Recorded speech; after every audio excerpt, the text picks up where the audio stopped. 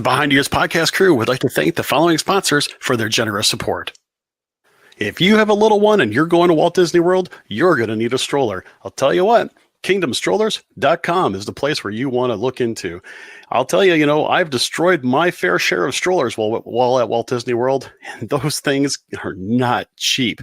But getting something from kingdomstrollers.com, they'll be able to help you pick out the perfect stroller for you. And the nice part is that because they're a Disney preferred provider, they'll be able to drop it off and pick it up right from your Disney resort at no extra charge. So if you don't want to necessarily destroy your stroller in the process and you want to have a great Disney vacation with your little one, contact kingdomstrollers.com and they'll set you right up. That's kingdomstrollers.com. A new coffee for Expedition Roasters, Curacao and Curacao. This tag says drink me for a Wonderland coffee crumb cake experience. Oh my, I feel so exhilarated. And look at all of these other handcrafted themed coffees and teas they have. It's like falling down a rabbit hole into the most wonderful coffee and tea party. Now you better hurry, you don't want to be late. So head over to expeditionroasters.com to brew a little magic at your home.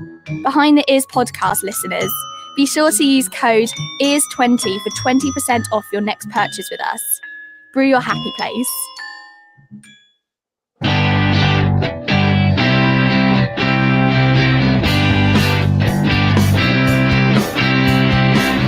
Coming to you live from our studios on the East Coast and in the Midwest, it's the Behind the Ears podcast, because everybody does Disney differently.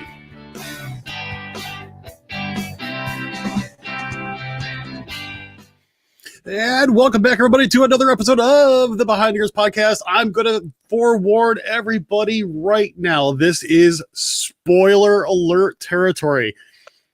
Everybody needs to know this right off the bat. We are talking about Avengers Endgame, and yes, there will be spoilers. Okay, do we have this clear? Here, I'll even put this up right here. That's right, there's spoilers. Now, if you continue with this program and you complain that there are spoilers being talked about, you have been warned. All right, with that being said, I'm really glad everybody is here. I got a special guest. That's right. I got Jonathan Johnson from Diz Radio here joining me. And what's really cool is that he and I've actually met over at Star Wars Celebration this past April. And it was really an awesome time. And we basically said, we got to find an excuse to actually get together and do a little collab. And so after I saw Endgame, I basically said, hey, dude, did you happen to see it? And he's like, absolutely. I'm like, well, let's talk about it. Let's figure it out. And we're like, let's go for it. So this is our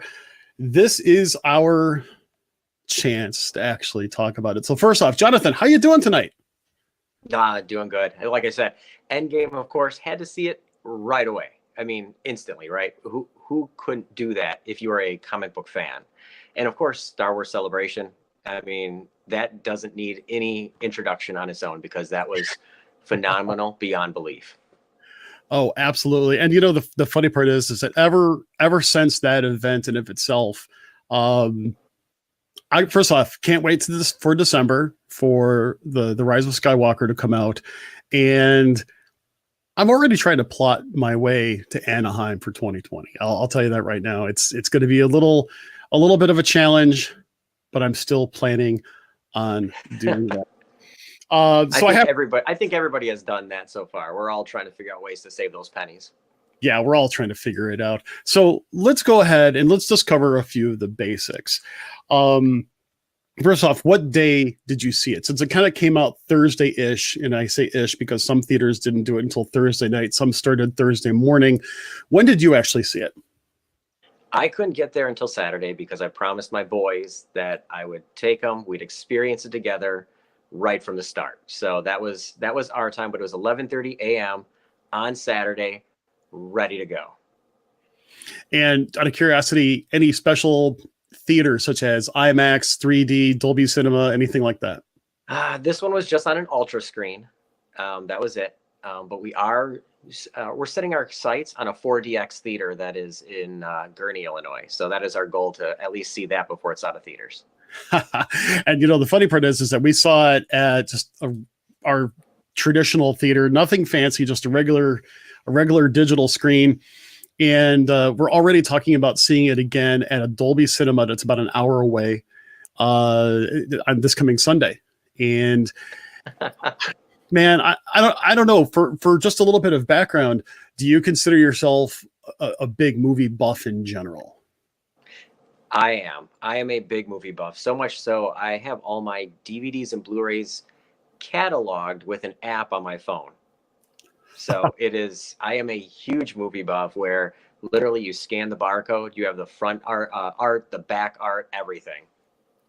Oh, that is pretty epic. And for me, I don't necessarily have that extent, but have I do have everything nice and cataloged.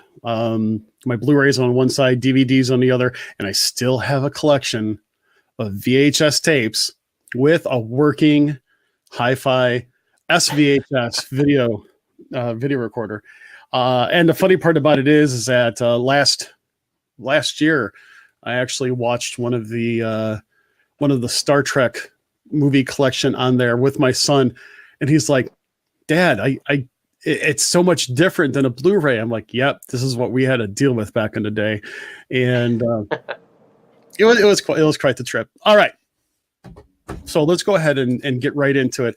Again, everybody, this is your last chance to turn this off until you actually get to see it yourself. This is your last chance to go ahead and exit the stream if you're watching us live. So here we go. As we kind of start things off, one of the things that I kind of thought of going into the movie was, you know, do I remember enough from Infinity War? And so the night before, my wife and I actually watched like the last half an hour of Infinity War just to make sure that we were all lined up, ready to go for, you know, having a good understanding what's going into it. I kind of recalled a little bit. There were a few things I'm glad I watched it for, but did you do any preparations before you actually went to go see it, such as a review of Infinity War? Oh God, man. Well, I did the whole countdown where I watched all the movies leading up to it. Again, in the correct order, not the order of release. Okay. And you're also talking to a comic book nerd. So I have to strip myself and knowledge away from all the comic books and look at them as sole individual movies as well. So I've had my research done for quite some time and had to well educate my boys as well. I was just going to ask if for some reason, if they're as much of a comic book connoisseur as yourself, or at least the movies, I should say. So you sound like you really got them ready to go for the actual event. Yeah, I mean, both my boys definitely love the movies, no matter what. I would say one of my boys is more of the comic book lover and that pop culture lover more than the other. But they both, when it comes to the movies, they are enjoying all the little nuances. And it's amazing what a 9-year-old boy can pick up, how he can pick up Easter eggs faster than most adults. Mm. Mm. Now, my son, I think, has very close to a photographic type of memory. He tends to remember a lot of different things about movies that he sees. And I'll get more into that later, because there's something at the very end that my son was hilarious about at the very end. But he didn't have to necessarily go through everything. He's like, oh yeah, this is going to be great. So as it starts out, and we're not necessarily going to do a scene by scene, but the interesting. Oh, let's go ahead and answer this question really quick. Claudia actually asked she says, please don't kill me for the question, but what is the correct order? I've only seen a few of the Marvel movies. And I would probably say you and I agree with this. The correct order is not necessarily order of release, but order in which the timeline is, which would start with Captain America and then go to Captain Marvel, because that was done in the 90s. And then it kind of goes to like Iron Man, and it kind of just, there's a whole list that kind of goes by like the movie chronological order instead of release date. And there's actually, I think if you look it up on Google, not only will you get a list, but there's a nice little infographic that easily tells you the actual list. Probably the hardest part about that list is going through Guardians of the Galaxy 1 and 2 at the same one right after the other. Because that movie especially because Guardians 2 did not live up to Guardians 1 expectations. Okay, so I'm not the only one that feels that way. No. There's something that is truly missing about that movie being memorable, and I don't know what it is yet. Yeah, I don't necessarily get it. I did like the first one better than the second one. I will admit that. So going into the movie, you get a little bit of dialogue from Tony. And the interesting part that I kind of thought of this is that I really honestly think that he was kind of giving his last stand, so to speak, right then and there. He was really preparing to kick the bucket and feeling like he was already there for 23 days, I believe it said, which, by the way, also equates to how many movies there were. The thing is that I kind of picked up on the idea that he was not going to make it as it was. I was wondering if you kind of got that feeling as well. Well, I figured he wasn't going to make it, just because of the way it was going. Like you said, a lot of it was gearing up towards this last stand. Everything was always self-serving for him. So it was his chance to kind of redeem himself, give back. But I was also very curious in the back of my head is if they were going to kill off Cap like they did in the comics. So there was that still underlying where I was like, maybe they won't, and they'll kill off Cap instead. Oh gosh, and I never thought of that, because, and again, I think that's something that, as someone who doesn't necessarily read the comics, I would have missed as just a point of conversation, so to speak. That's a very interesting point. I never would have given that any thought. But needless to say, though, I was really surprised when right off the bat, you have Captain Marvel basically coming in and saving the day. I was not really expecting that for some reason. And maybe it's because I just got done seeing Captain Marvel and there wasn't really a real connection, but there was also a huge timeline difference between the 90s and, I guess you could say, present day. There was this overlap. There was nothing sense of right. So I was really kind of, I won't say confused, but it was like, oh, all of a sudden, boom. It's almost like you had to watch Captain Marvel beforehand, but you didn't quite. I don't know how you feel about that. No, I mean, I figured she was going to come in because basically she is Marvel Universe's version of Superman in a way. Or we could also say, she's the knockoff version of DC's actual Captain Marvel, who we all know says Shazam, but that's a whole nother thing for comic book nerds. But I expected her to come in, save the day, have it happen within the first hour and a half. I didn't expect it within the first 5 minutes. So that was a shift, which I liked. I liked the idea that really it culminated and ended as quickly as you thought it would, and then they shifted in almost into a secondary story, a second act to totally change it up. Yeah, I was almost like getting right to the point, right at the beginning point. It was really kind of interesting when that happened, brought them down to earth, everybody, and then it's just like everybody kind of pretty much got themselves together. But what did you think about the different types of flashbacks? That I call them flashbacks. They're not exactly flashbacks. It just seemed like there was always a little bit of a foreshadowing that was happening in the first hour of the movie.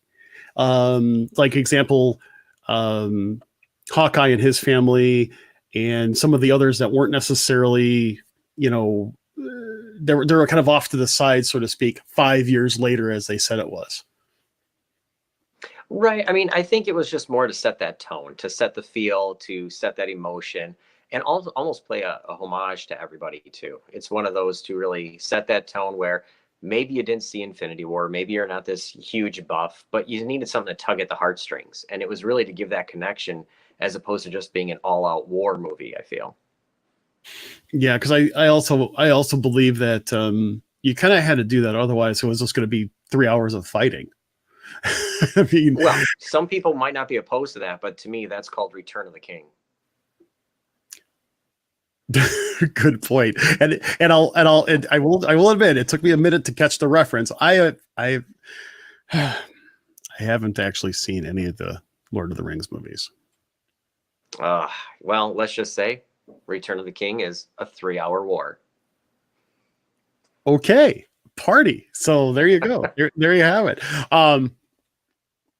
What do you think though is the most surprising of? What do you think that was most surprising about, like, when the characters kind of got presented in that after that 5 year span, and they were seemingly trying to get back into some sort of normalcy? What kind of surprised you the most? For me, a lot of it was the smaller Easter eggs, where like, you have Captain America, who, he's basically working with a self-help group and trying to recover after this big event in his life. And it's funny because that's exactly what Sam was doing. Sam didn't know what to do after he was done with war and fighting. That's how he met him, which to me, those are great things, which also lead to some references later on that we can talk about too with Sam and Captain America. But then also, it was somewhat amazing as to what drove some of the other people, like Black Widow. You had her where the only thing she has to hold on to is this new person she is.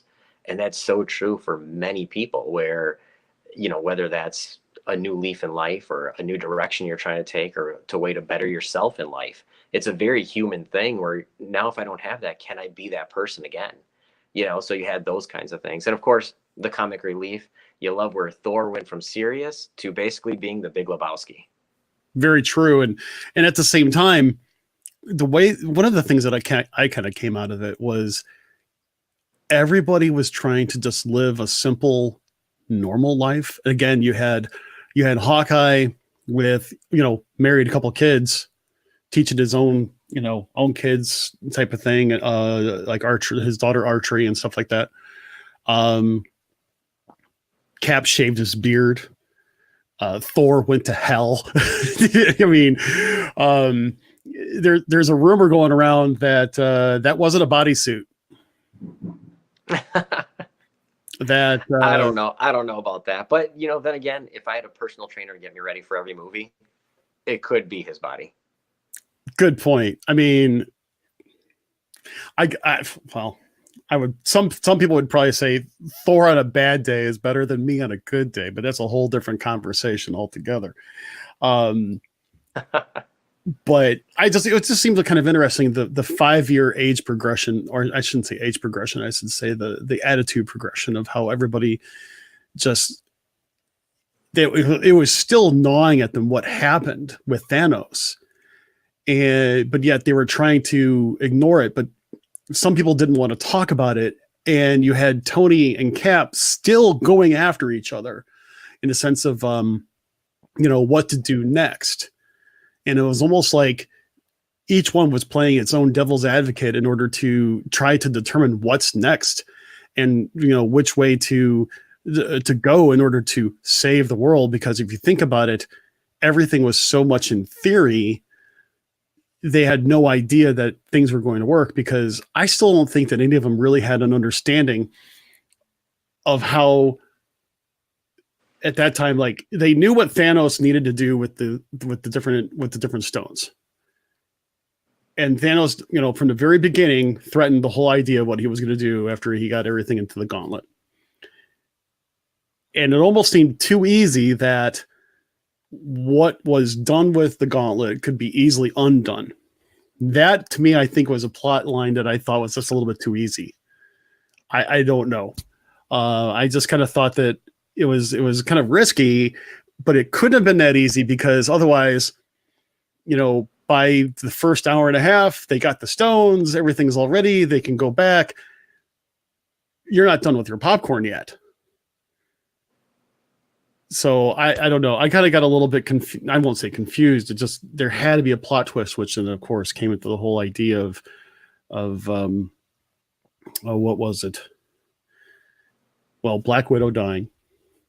That was kind of right. Well, and you had the whole continuum too, with of course, time travel, things like that. But the biggest thing for that first 2 hours wasn't necessarily looking for the stones. I think most of it was giving nods for true comic book and Marvel fans, because the amount of things and little nuances were a lot of nods left and right, because they knew that this was the farewell, this was the send off, this was something that they had to tackle. So many little things, and I feel that they were trying to cram more of those in than worrying about, we're going to go here and we're going to get the stones. Although they did add some great twists where they didn't get the stones right away, had to go alternate routes, which that right there provided some extra story time, some extra development. And if you pay attention to some of the little Easter eggs too, when they have to go to the to go get 2 stones back in the 70s, and you got Stan Lee's cameo, right? You also look at the name of even the uniform that Cap was wearing. It was Roscoe. And back in the 70s, Roscoe was actually somebody who played Captain America and took over the mantle for him in the comics.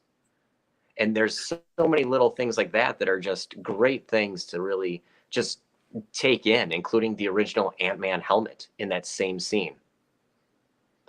Wow. Okay, so I feel like I've missed a big chunk of it, because I don't think I understood all the background then. I mean, you're providing me a really good basis of what to actually even look for when I see it again, which I may or may not have seen before, or would have may or may not have seen anyway. But that's something I guess I take for granted just watching the movies and not necessarily understanding the base storyline that was the original storyline. Right. Well, and those are the little things that you watch it a few more times and you're going to really enjoy. And it's going to enhance that story too, because even when you said that, hey, they got the stones, it's all done, right? It's then you have the twist at the end, which we'll get to. But also going in and taking those stones created alternate timelines. Okay, well, that opened it up to a whole new plethora of movies later on down the road. That I can understand. And the idea, well, it was kind of funny, the whole Easter egg, I'll say Easter eggs, about the idea, like the Back to the Future references were actually really funny.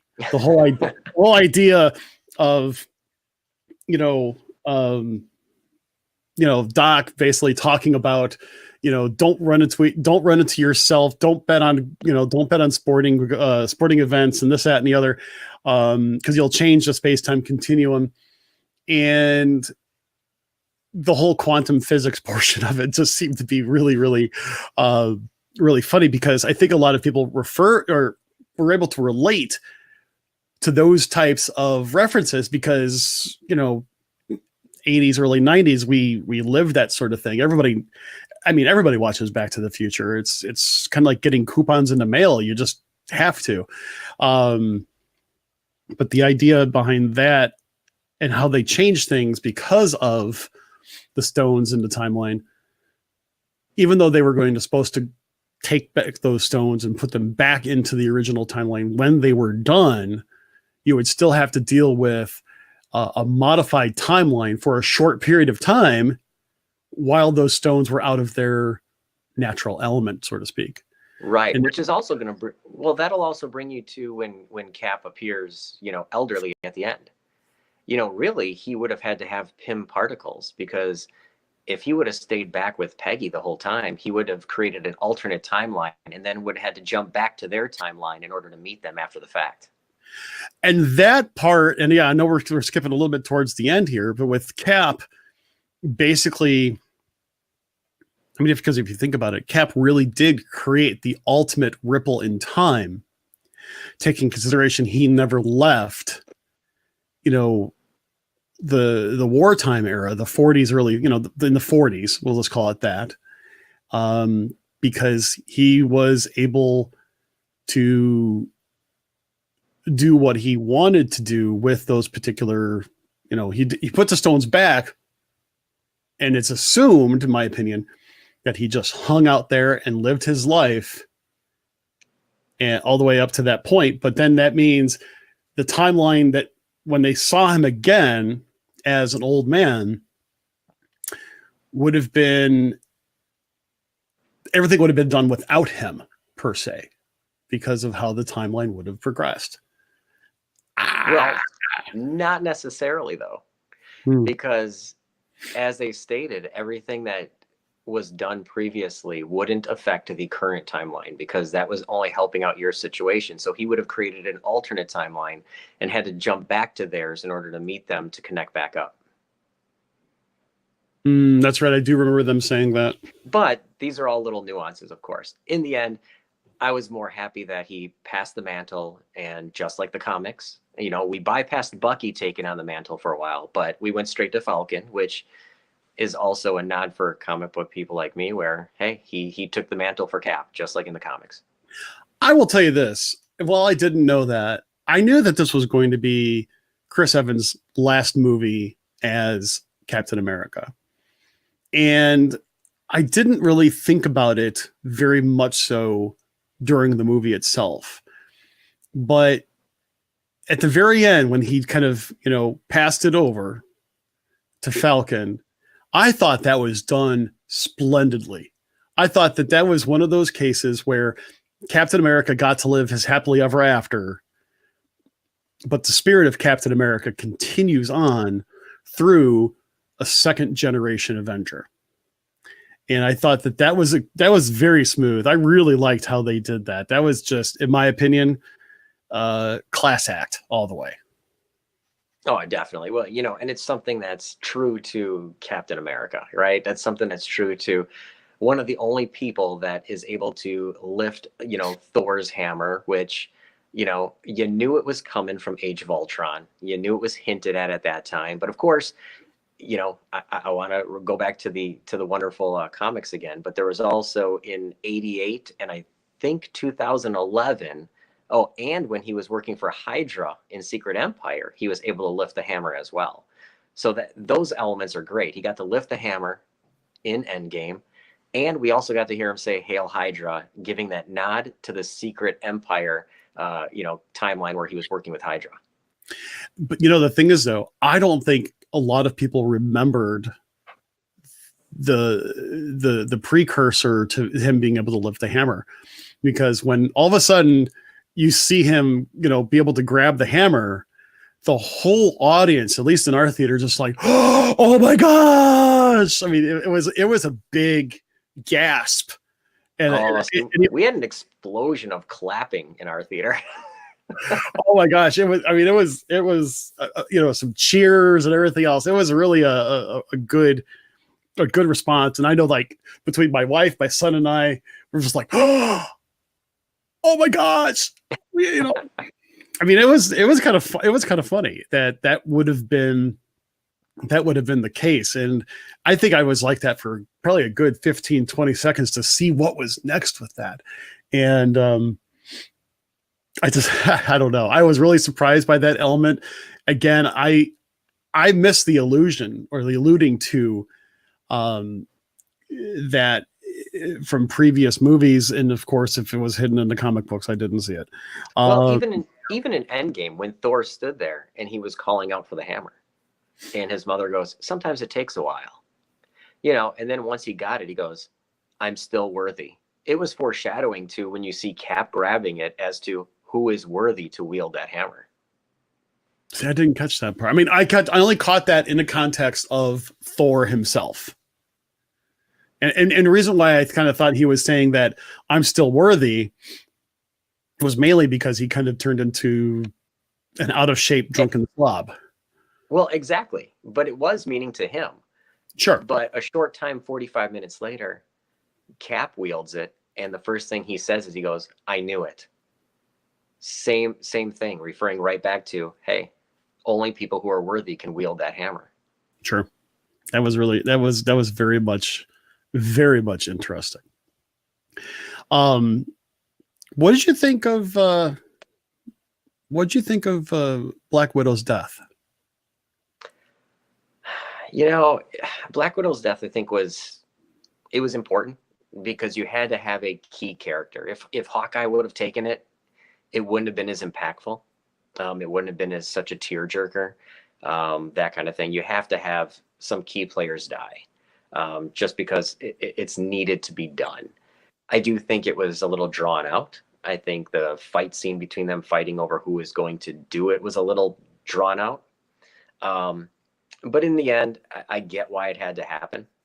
But at the same time, it's kind of funny how, looking at the final culmination battle and you have the women all get together. There's your women standoff. And it's kind of funny that the key person who would have led that crew is now dead. Good point. Yeah, she would have, but yeah, you're right. It had to be somebody else. But then again, I still think that now realize there's been a lot of speculation about this in some places. And I maybe I'm talking about this in such a way where it's already going to happen and I'm just, oblivious to it. But to me, I actually think that sets up a whole different Avengers type of storyline that is going to be, dominated by women.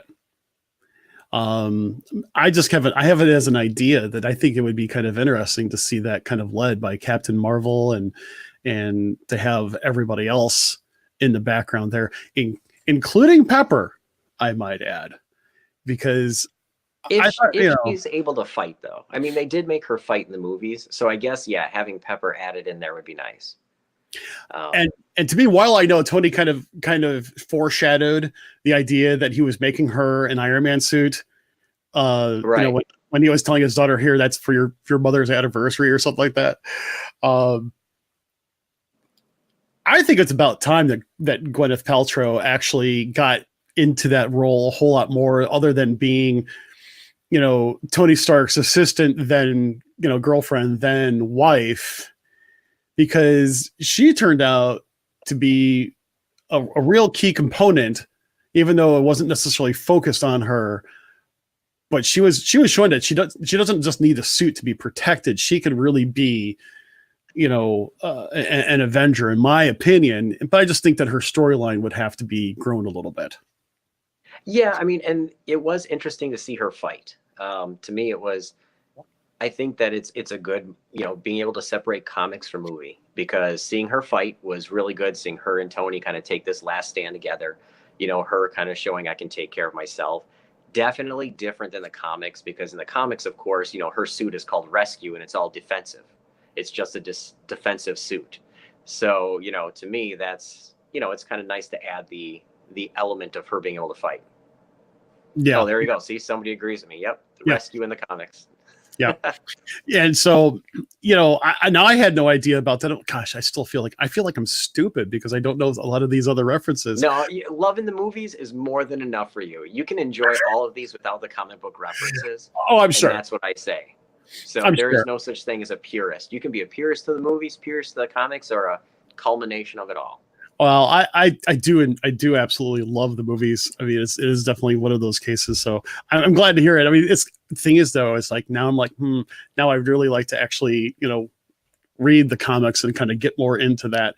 Gosh, a hobby like this is going to cost me. Well, my 9-year-old really wants my Infinity War and Infinity Gauntlet comics that I have, numbered and carded, and I told him no. I said maybe when you're older. Dad's got to have his collection. I've been sitting on those for almost 25, 30 years. Crazy. And I never thought it'd become a movie. Yeah, I could definitely see that. So, who do you think surprised you the most character-wise from the movie itself? I mean, who really stood out as a little out of character to you if you think about everybody because if you think about it, this was a huge homecoming in a way with every last person being involved. What do you think kind of really stood out?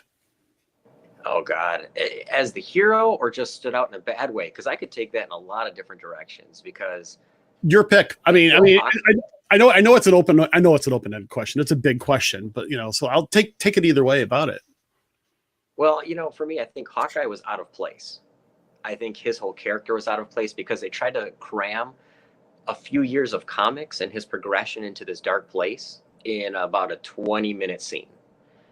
To me, I don't think most people caught that in the audience. It was just more he's on this revenge because his family's dead. And I don't think his character really fit in or why anybody understood this redemption or change in him. They weren't able to develop that enough. Now, when it comes to somebody stealing the show, of course, Professor Hulk, which we all love from so many different areas. I mean, it may come across crazy to some people, but when you're watching the animated series or reading the comics, you'll want to see Professor Hulk. So it was great to see that and see him just eat up the limelight and selfies and just play into this whole big green mess, which just was awesome, especially when they, his comedic roles where, all right, now I got to go act like this. And he's going rah, rah, and pushing the car. And I'm just like, it was classic. But when it comes to the overall heart of the movie, I don't believe it belongs to Iron Man like everyone thought. I mean, they play up Iron Man because they play up Iron Man because it was the first movie. It was the one that set the tone. Hence him saying I am Iron Man, hearkening back to that first movie. But in the end, Cap still steals the movie. Cap gives you that virtue of that person you always want to be. I could definitely agree with Cap. I could also definitely agree with Iron Man because I mean, Tony Stark's, I'll say, demeanor oozed into Iron Man as the end all be all of egotistical superhero. I mean, if you think about it, he's the anti-hero. In a way, I would even go as far as saying he's the anti-hero's hero. Where he still does. How do I speak? He still does a lot of good, but it's almost like I'm Iron Man. I will also have to. I would probably also say I think kind of like how when you mentioned about Hawkeye's character progression not really being enough in the movie, I kind of felt that way about Hawkeye's role as well. Not Hawkeye's role. I'm sorry. Falcon's role. That's what I wanted to say. I've been thinking about this in the back of my mind. And the reason why is that I always kind of felt like even in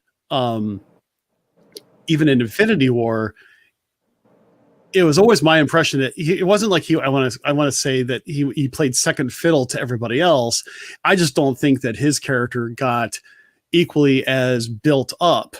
Even though, I mean, it was almost like it was quickly built up, but not necessarily really solidified. But I do think that in future movies, that's where we're going to see a possible, section of an origin story to really help more of that background. Even though a lot of it was done in this original series of movies, I think there's more to his story that I think can help solidify his new role as the next Captain America. It's kind of how only if they can allow him to have a real Falcon, flying around him like in the comics. No, I'm joking. But I agree. I think that it's a chance for his story to develop, to show his background and how he got to where he is and what makes him a superhero other than just these wings and having that same virtue as Cap. I think it's going to be a chance for him to grab that move forward and things like that. And it's one of those things where, you kind of foreshadow how he's going to take over too, because, you think back to Winter Soldier and you think back to when Cap first meets him. Cap is doing laps nonstop. And he's like, on the left, on the left, on the left. Yeah. Kind of like, I'm faster than you. I'm better than you. I'm Captain America. I'm going, going, going. But then, in Endgame, you have where, Cap's standing up, doing the last fight on his own. And you have Sam going, Cap, on your left. And it's kind of like passing that torch of, I'm here to back you up this time. Yeah. I can definitely relate to something like that. And there was little hints to things like that. Even hints to, like, at the very end when Happy is with Tony Stark's daughter, it's like, are you hungry? Yes. What do you want? A hamburger. It goes back to Iron Man's first thing when he comes back out of captivity. What do you want? I want an American hamburger, or excuse me, it was American cheeseburger. So, here's a question. I don't know if you've heard. Jerry mentions, isn't Falcon going to have a show on Disney Plus? And something tells me that there was something about somebody's character that was going to be on Disney Plus. I don't necessarily recall that particular rumor. I may have to look that up. Yeah, I do believe I remember them saying that they were going to have Falcon have his own show, Loki as well, and then there was also, I believe, Black Widow. I believe those are going to be wrapped up as part of the Marvel gang so far, along with Mandalorian and all that other fun stuff. Oh, yeah. I mean, I'll be honest, not to go on an aside, but quite honestly, I think Disney Plus is going to be my main streaming entity once it finally comes out. I'm still torn on it. We will see. I mean, I think it'll be great at first. The key is going to be being able to keep up with that content so it doesn't just become the glorified Disney Channel. Very true. At the same time, we'll have to see how that goes because, very much like how Netflix created, a ton of original content, some of it good, some of it not so good. Hopefully Disney will be able to do the same with that, both with the Marvel realm, as well as like the Star Wars realm, but hopefully not do what happened in the 80s and early 90s and make everything seem like, a direct-to-video sequel or, a Disney Channel original movie type of thing. Well, I think that that's what's going to happen. Like the Lady and the Tramp remake and things like that. It's going to be a lot lower level, lower scale. They're going to blow everyone's socks off with high-end content to get you locked in, and then it's going to go from there. But getting back to Endgame, which is what we got to do, the one thing that I do have to say that I did, I really enjoyed was all the different, I guess, all the different nods to all the different genres and all the different characters, even if they had very minimal screen time, like Star-Lord and things like that. To me, it was good to bring everybody in. I think the different nods to different people, the bringing in of Star-Lord was cool. It had to happen. Since he's the reason it all happened anyways. Yeah. It was just one of the, yeah, exactly. I mean, it all ties in. And the thing is, when you see Guardians of the Galaxy and you listen to, how Thanos was originally introduced many movies ago, you don't necessarily think about this is going to end later. I mean, everything on how, Thanos is basically, the father of both Nebula and Gamora. And then, you think about it back then, you don't think about it 6 movies later. At least for the movie person in me, because you have all these other distractions in the movie series. Everything from Civil War to the introduction of Captain Marvel and so on and so forth. It just seemed really kind of interesting in how it wasn't super continuous of a movie series to build up on character after character after character. but it's still built up. You just kind of had to recognize it a little bit. At least to me, that's the way it seemed. Almost like a James Bond series, if you think about it. Right. That's a good comparison. I mean, because James Bond never had to deal with the same evil entity for every single one, but it's like all of a sudden it would go back and like, oh, all of a sudden Spectre is back on the scene type of thing. So anyway. Well, going back to the originals, it's one of those things. Come on, the Emperor's back, right?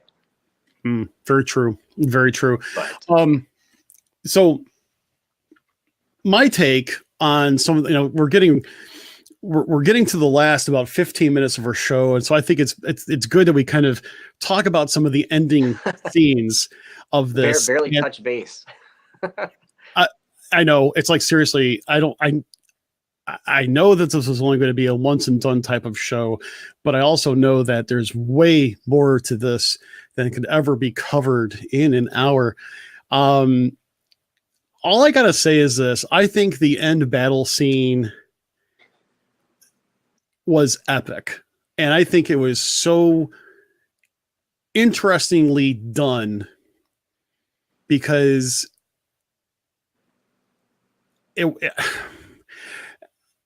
I say I'm speechless because I'm sitting there, I'm going to play it back in my mind. The idea of the whole thing is that all of a sudden everybody's coming back. The finger was snapped, people are coming back, and everybody is returning from their particular realm, and it's it's happening, and you have everybody from Wakandan soldiers to Doctor Strange and his gang, which I've missed him. I seriously, Doctor Strange is such a great character, just in my opinion. Just gonna go ahead and say that. Going back to Captain Marvel coming back into play a little bit hard, and it just seems like you had the main characters getting Thanos while everybody else was getting everybody else, and I really think it was well done. Probably one of the best long cut final fight scenes that I've ever seen in a movie. Yeah, I mean, it was really good the way everything pulled together, and using the entities and the characters that they could use. I was curious to myself as to who are they going to bring in.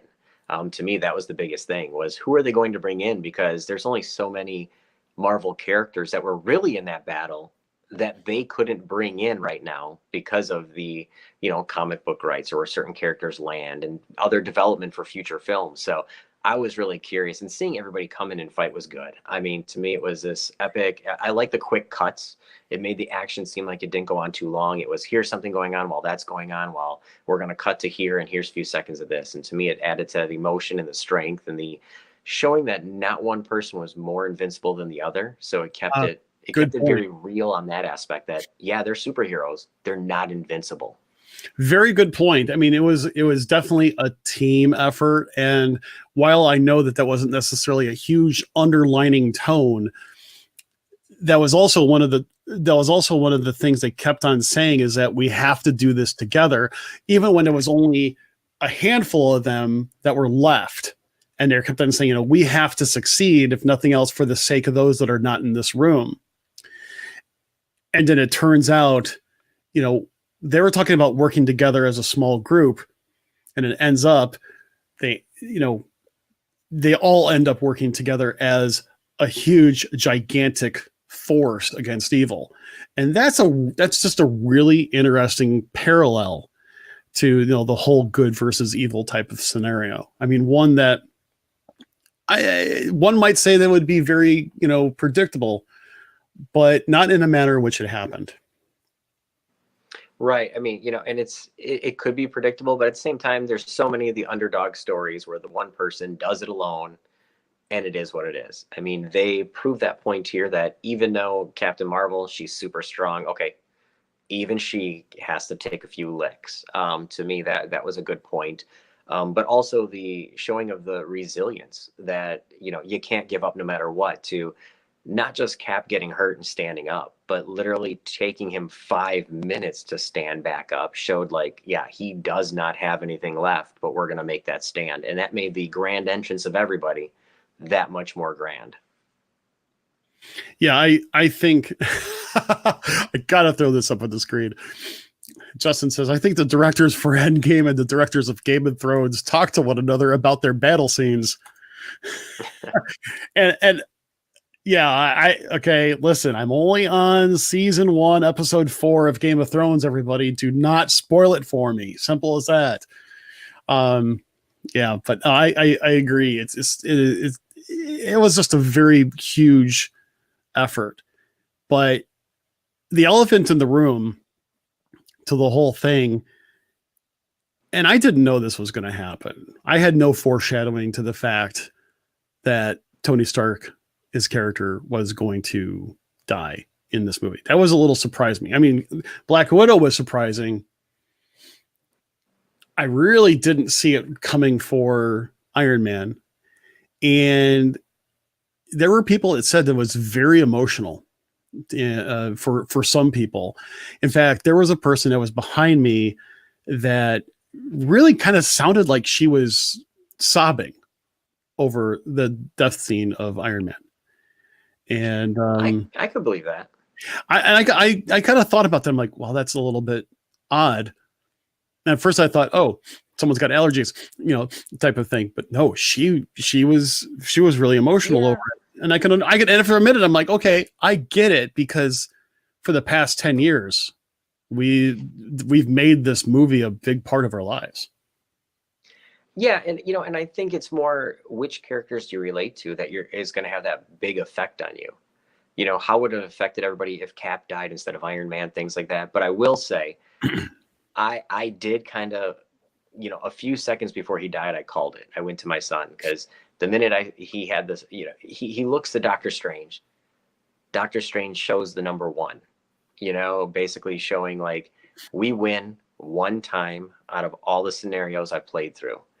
And in order to make that one time happen, it's going to be the hardest decision you have to make, which means sacrificing yourself for the betterment of everyone else. Going back to, him hugging his dad and his dad saying, I hope I have a girl because I'm a little too self-serving all the time. Things like that, showing that, yes, that's usually how he is. His life turned out great. Why should he change it for anyone else? And the minute he had the stones, I turned to my son and I said, he's dead. And he goes, why? I said, the minute he snaps his fingers, he cannot handle that power, because look at what it just did to the Hulk. Yeah. Yeah. And I kind of thought about that too. I kind of thought that they would still be able to, like something else would happen. They would still be able to bring him back, yada, yada, yada. But no, it didn't happen that way. And it was really sad. I mean, but it was poetic justice in a way, because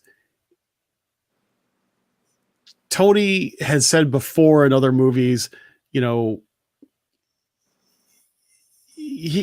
all was said and done, he knew that he had to do something, but it was always at the very last minute that he would be willing to give it up. And this is the one time where, he did that, which I also think also was kind of a culmination from the flashbacks with his father. I think that kind of also gave us a little bit more of a backstory to kind of understand some of that as well. That little bit with Tony's dad that, they just kind of showed throughout the film, that was very interesting. And I think that built up to the idea that he knew what he was going to have to do. Right. Yeah. And I agree. And, it was one of those, they had to toss the cards, honestly, the makers of the film, and figure out which one was going to have the bigger impact. And I think the death of Tony is a little more, people can handle that, respect that, and write that off. I think if it was Cap, you would have had a lot of angry fanfare, much like The Last Jedi. Yeah. I think that if they would have killed off Cap, I mean, actually killed him off instead of making sure that the torch was passed. And of course, if they didn't do that, they would be violating canon in sort of speak versus the comic book. But the whole concept behind that would have just devastated people left and right. Now this is interesting Bailey mentions, and I believe Cap said something in the first Avengers about Tony not being a self-sacrificial man or something like that. So Yes, he did. oh, It's a definite callback to those early ones because that's part of Tony's problem is Cap is a little too idealistic in that sense. yeah, I kind of thought, and here's the thing, Bailey brings up a very good point to the extent of, while you don't have to see the other movies to super enjoy, basically, um, Endgame as well as Infinity War, the fact is there's a lot of background story that goes along with it, just enough to say, yeah, you might want to go ahead and absorb the other content first, just to get a better idea of that. So that's really actually kind of interesting. So here's the thing.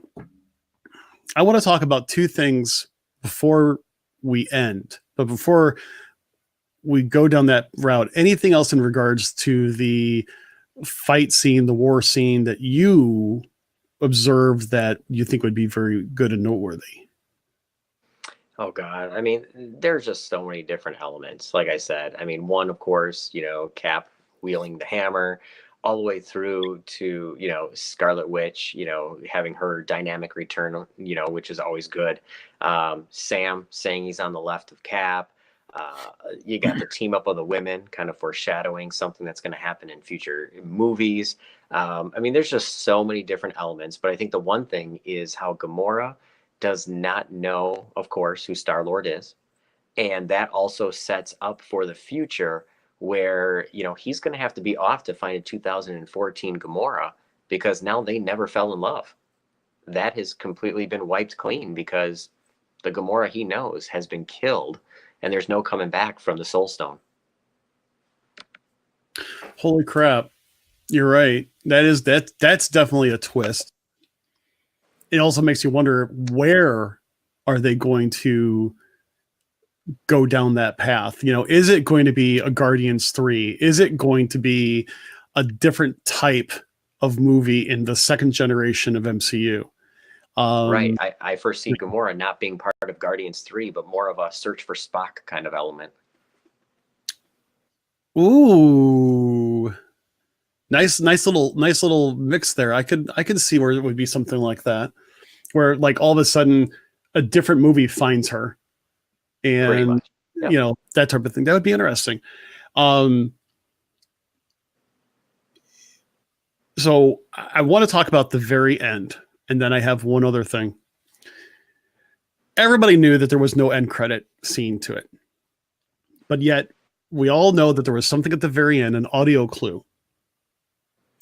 And so everybody sat through the entire credits. Well, most people did. Probably about 80% of our theater actually stayed there. And then, and again, massive spoiler alert here, people, in case you haven't seen it, this is your last chance.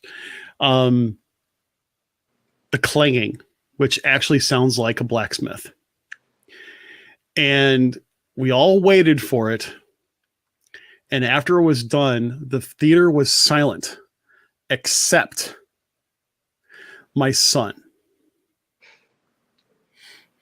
And he goes, and mind you, the whole theater could hear him say this. He goes, I got it. He goes, it's Doctor Strange 2. And I'm like, what? Where the heck are you getting this from, John? And he's like, because of the blacksmith noises at the very end of Doctor Strange. I was like, where the heck? I'm like, so it led us to believe also a couple other things. Like there was one other theory about it was a nod to the very beginning of Iron Man when Tony was in captivity, clinging on steel in order to build his first Iron Man suit. Or possibly the idea that there was something going on with the formation of Captain America's shield. and everybody's guess is about as good as anybody else's. What do you think? What did you think when you heard that cue? The first thing I heard is I remember recalling it back to Doctor Strange, but I also think it is just as simple as I think it's a nod off to close out the series. I think it's a nod back to the original. I don't think it's anything deeper like a lot of people think it's going to be. I truly think it is the ending, it's the closure, it was the beginning to the end. That's it. I really don't think there is much more to it. That and I think that's a very good thought process to it. As deep as I think about all these things, that's the one thing I think was actually simply done. Just a simple goodbye from the beginning to end. It's kind of like the alpha omega type of scenario. It's just it started with that, because before that Tony was an average ordinary guy. Well, let me rephrase that. Obviously ordinary for a billionaire, playboy magnet type of thing. But he really didn't get his big identity until Iron Man, and he had to go through captivity in order to do that. And that was how it started with him forming Steel. And then, of course, just a nod to the end, a nod at the end towards the beginning. And that's what I thought too. But it was hilarious because everybody just looked at my son like, possibility. So we'll have to see what happens. I mean, anything is possible. What do you think is next then? I mean, what do you think is next for the next generation of the MCU? Because I see some of these other characters that only had a single movie or a single introduction getting additional storylines added. Because you had 3 Captain Americas, you had 3 Iron Mans. Not that I'm saying that the rule of 3 is what's in play here. You're going to have a Guardians 3. But I foreshadow, obviously, everything from a second Captain Marvel, a second Doctor Strange. I see just a whole bunch of not spinoffs, but new storylines in this, taking us through the next generation, so to speak. Not that, and I say next generation every time I say it. I still think of Star Trek. I'm sorry, but that's my take on it. What do you think your take on it is? What do you think is next? If you could speculate, I think there may be a Captain Marvel 2. There might be a Doctor Strange 2, as well as we know they're making Guardians. I don't think there's going to be too many other sequels or exploration of characters other than on Disney Plus. I think what they're going to do is now start utilizing a lot of the expansive Marvel universe that fans are waiting to see. And there's so many other stories and villains and culminations that are going to happen that I think we're going to have a good, 3 to 4 year lull of maybe just some direct sequels. Like I said, Guardians, things like that, before we actually see a true next phase go into motion with all new characters that will be brand new to people who just know the movies and characters that people who love the comic books have been clamoring for. I think that's a good way of putting it too. I mean, I also think, well, I have the more simple thought, and I was kind of also playing in my mind as you were talking a little bit about some of the other movies that are coming out. Like example, Bailey mentions, supposedly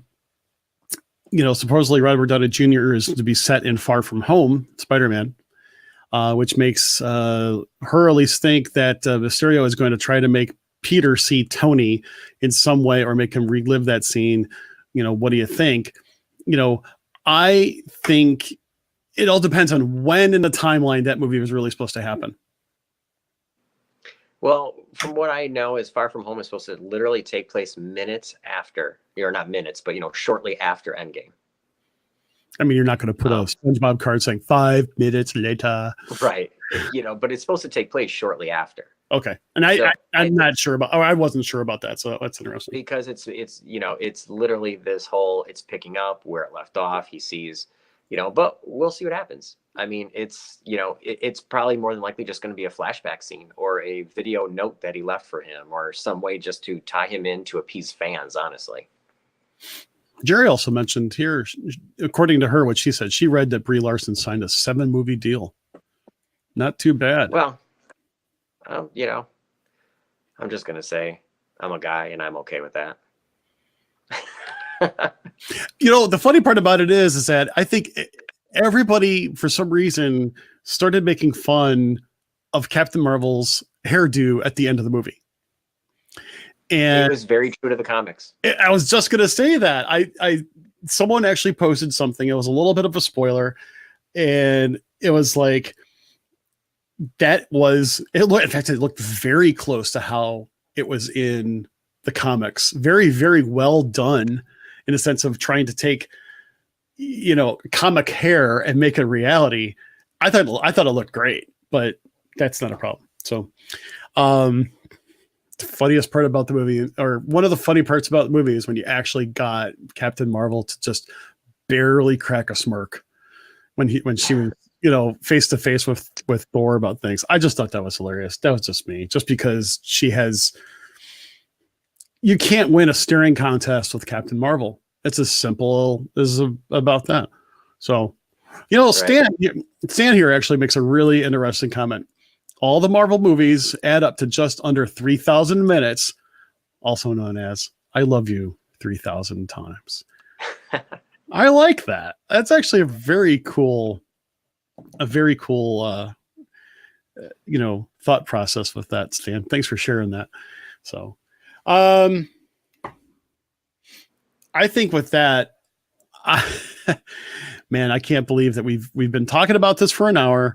And in essence, our time is pretty much done here. I am, let's see here for a second. I guess you could say I'm actually shocked that, you know, this time has gone by so quickly, mainly because I thought the movie was great. I've only heard a couple of people say that they didn't like it, or they thought it was okay. I will admit that if I were to base that off of, say, the first 90 minutes of the movie, I probably would have agreed. And 3 hours long for a movie, it needed to be 3 hours long. I think the way that they built things up was necessary.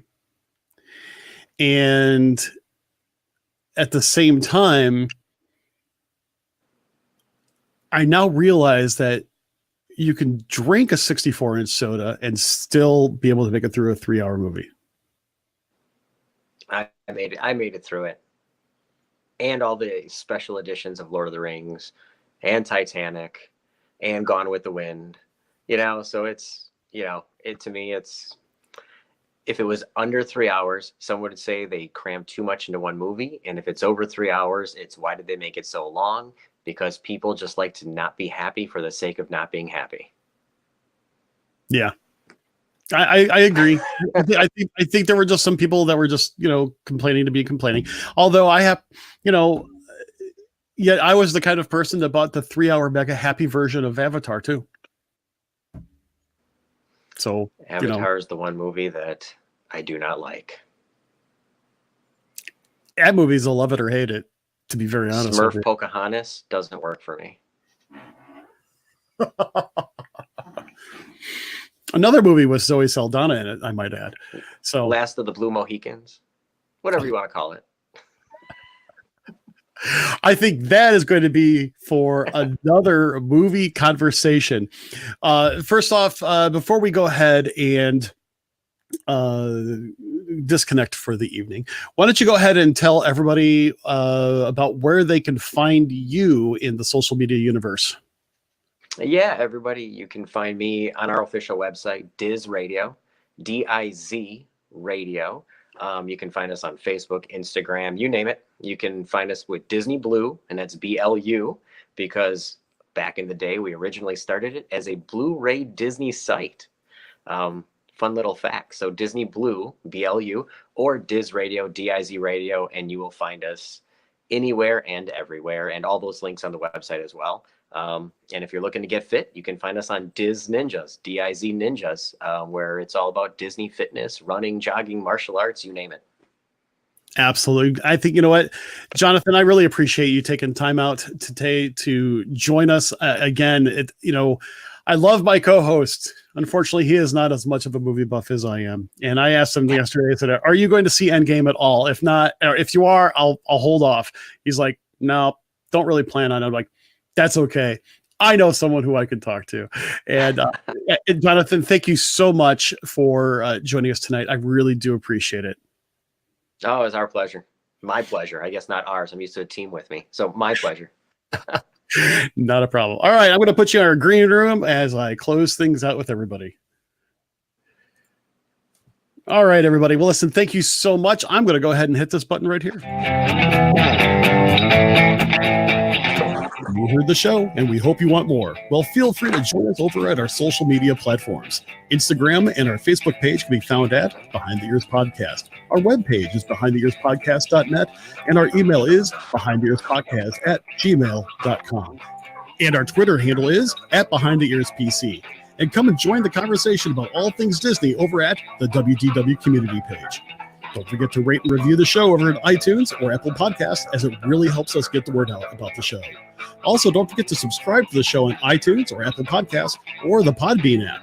Also, you can listen to us on Stitcher Radio, iHeartRadio, TuneIn Radio, and via Alexa and Google Home.